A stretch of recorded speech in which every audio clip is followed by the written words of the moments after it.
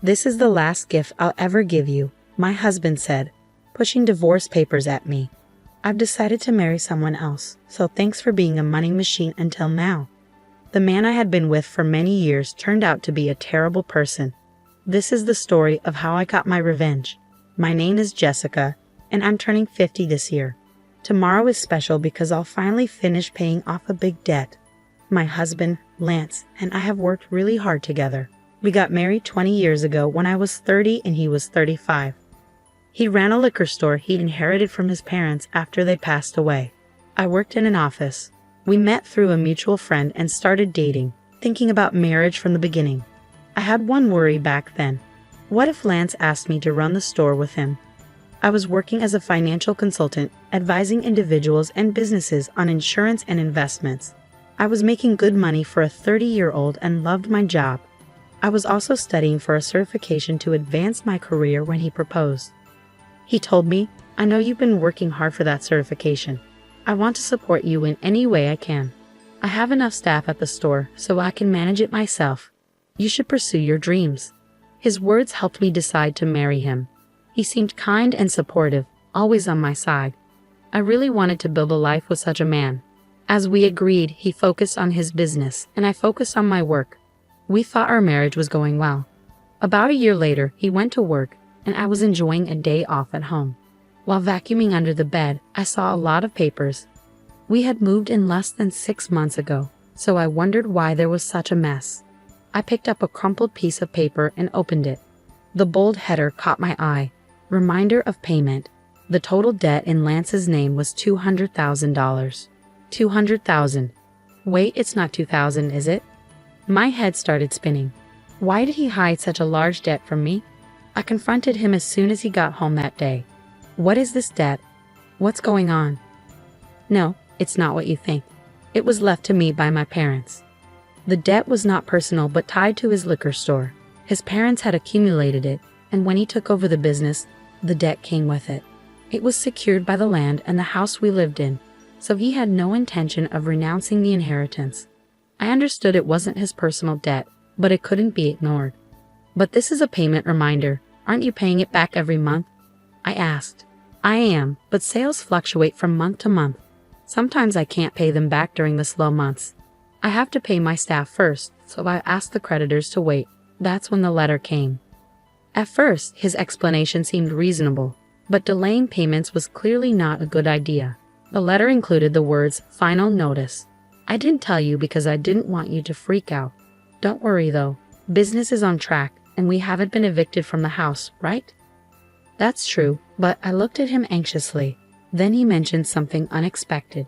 "If you're so worried, why don't you help me pay it off? You are making quite a lot, aren't you?" Huh? I wasn't comfortable with where this was going. It wasn't my store. A husband and wife were supposed to help each other, but "My debt is also yours," he insisted. That's a bit sudden. "Are you okay if my store goes out of business? Many people would be affected if it closed." He was right.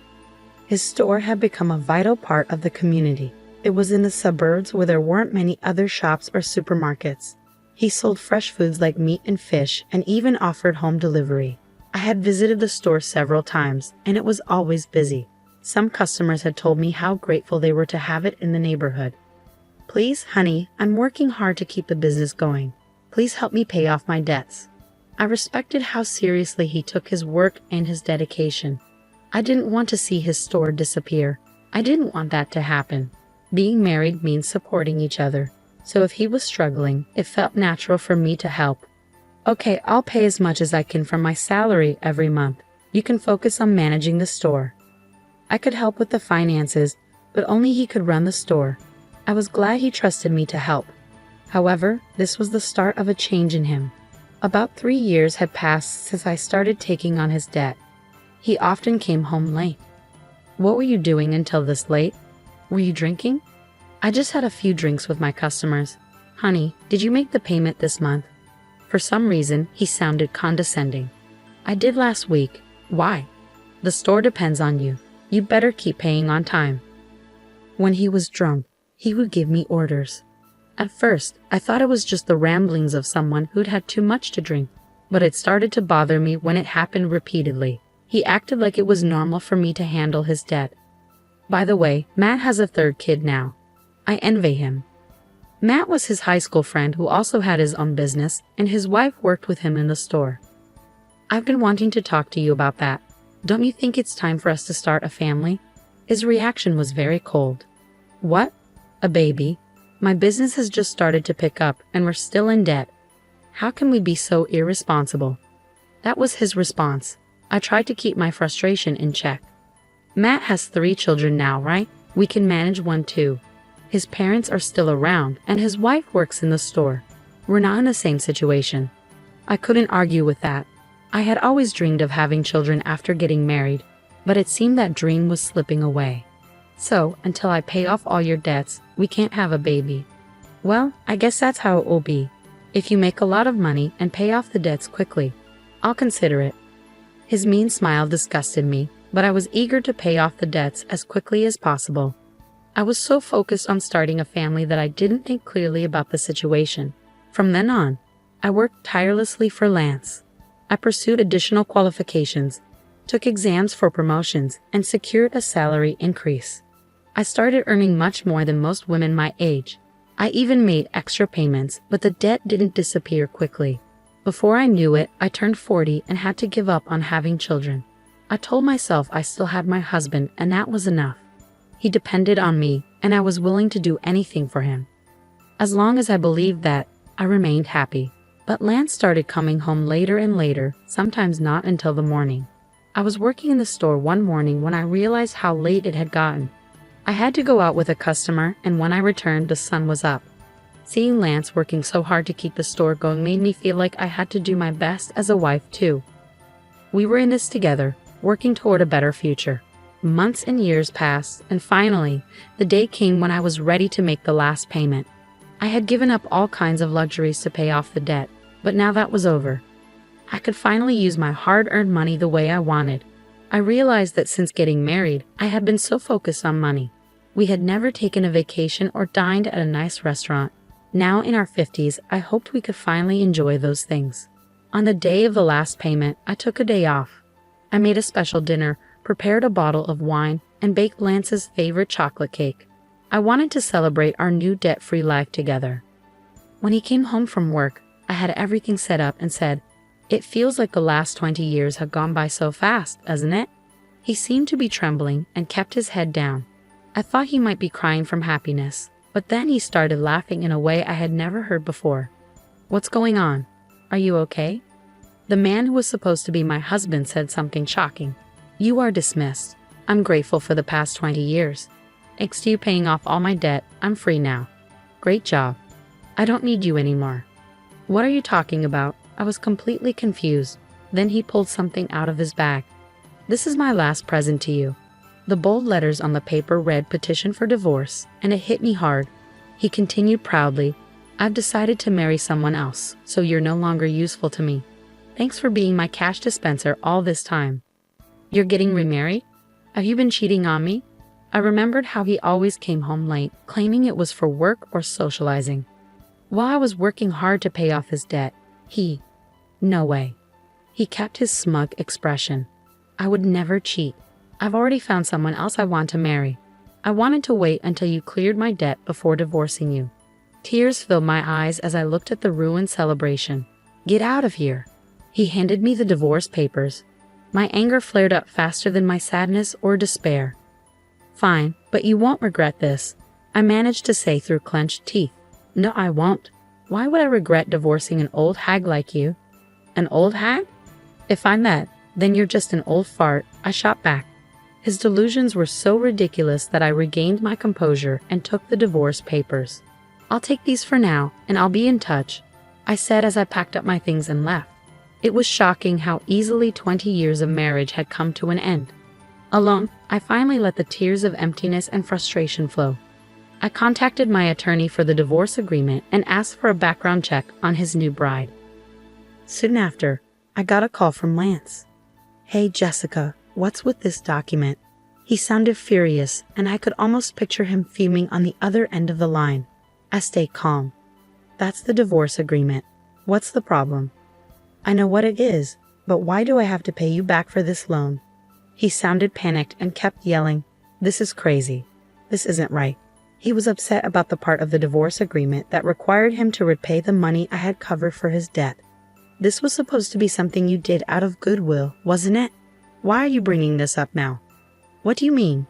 I did it as your wife, but now that we're divorcing, it's different, I explained. Then the regret you mentioned is, he finally understood. When he asked for a divorce, my immediate thought was to make him repay the debts. My job involved dealing with various clients, including those with divorce and inheritance issues. Through them, I had connections with experienced attorneys. I consulted them right away. The total amount he owed, including the interest I had paid on his behalf, came to a little over $300,000. I was determined to get that exact amount back. That was all I was asking for. He must have realized how serious I was by my firm stance and by seeing the name of a well-known attorney on the document. He had thought he could get rid of his wife without any financial obligations, but he was completely mistaken. "You know I don't have much money," he said. "Well, why don't you sell the store to cover it?" I suggested. "If I do that, I won't have anything left." "You're like Satan," he retorted. "You're only 55. You could still find another job if you needed to," I pointed out. "Give me a break," he snapped. My conversation with him was completely nonsensical. I wanted to hang up immediately, but there was one last thing I needed to ask. "By the way, how's it going with your new bride-to-be?" "That's none of your business," he snapped. I couldn't help but laugh at his abruptness. "Sounds like you're having a tough time." "Good luck," I said as I was about to hang up. "Wait, I've decided not to marry her. We can start over," he begged. For some reason, he thought he could plead for another chance. I shouted my final words and hung up. "Start over. Don't kid yourself. I don't want you." I had been married to this man for 20 years. I wondered if I looked even more foolish than he did in the eyes of others. I had genuinely respected him until the divorce. I had seen how hard he worked for the store and his customers, and I wanted to support him. 20 years later, I realized Lance was just a fool. The remarriage he talked about was nothing more than a fantasy. It all started when he flirted with a teenage university student who worked part-time at his store. "You're so cute, Melissa. Will you be my wife?" he asked her. She played along, jokingly saying, "Well, I might consider it if you let me be a full-time housewife." The truth was, she never took him seriously. The idea of marrying a man nearly 40 years older was just a joke to her. When Lance kept pushing her to marry him, she was horrified. Her parents had to step in and get a restraining order against him. When I read the private investigator's report, I laughed so hard I almost hyperventilated. When Lance started coming home late, I thought he was just working hard. Little did I know, he was actually hitting on young girls at bars and strip joints. He would boast, "I'm surprisingly popular with young girls. As a salesman, I have this easy-to-talk-to aura and get along well with them. I'm told I look younger. Don't you think so?" The girls apparently found his comments cringe-worthy. He saw me only as a cash dispenser and had an inflated view of himself. In reality, he was seen as a joke and almost got in trouble with the police for being a stalker. It might have been better if he had cheated on me, but he couldn't even manage to have an affair. His real goal was to marry a younger woman because his friend Matt had a grandchild. Matt told me.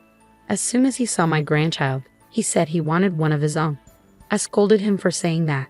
You were paying off his debt, and I was very tough on him. But I didn't know he'd go this far. He was completely humiliated. I'm glad I didn't spend my golden years with him, I thought to myself. The divorce was finalized. Since the property division wasn't straightforward, he tried to negotiate for his benefit. But he gave up when he saw my well-known attorney. I was surprised how someone so gutless could stay in business for so long. He ended up selling the store to pay me back. Luckily, his employees had left him before he sold it, so they weren't affected. Many customers were shocked when they learned he was selling the store to repay his ex-wife. His demand for a divorce led to his downfall. The story spread through the community like a comedy. Even if he hadn't sold the store, the bad publicity would have hurt his business. Selling it before going bankrupt was probably for the best. The money from the sale wasn't enough to cover what he owed me, so he still works part-time jobs to repay me. I occasionally get messages from him. "It was all my fault. Can we get back together?" I was crazy back then because Matt was showing off his grandkid. Despite blocking his number, he kept calling from different phones until my attorney warned him, "If you contact your ex-wife any further, we'll file a restraining order." The calls stopped after that. As usual, he's scared of the attorney. By the way, guess what I do now? I'm a marriage counselor.